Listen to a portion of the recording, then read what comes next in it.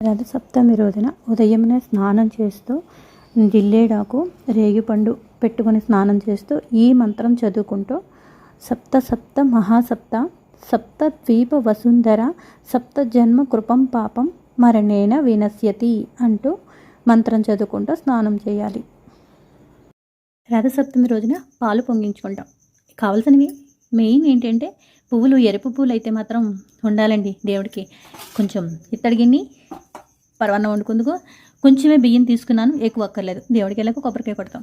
ఈ చెక్క బొమ్మతోటి అరగతి సాన తీసి గంధం తీసి గిన్నెకి రాస్తారు. సున్నాన్ముత్తి కూడా ఇలాంటిది ఇవి వేస్తారండి దేవుడికి అయితే మాత్రం. ఇది నెక్స్ట్ చెరుకు ముక్కతోటి కలపడానికి బెల్లము, పువ్వులు. మీకు ఈ వీటన్నిటితో పాటు చిన్న మంత్రం కూడా నేను చెప్తానండి. ఈ ఆవు నెయ్యి బియ్యంలో కలిపి కొంచెం వండితే మాడకుండా ఉంటుందన్నమాట.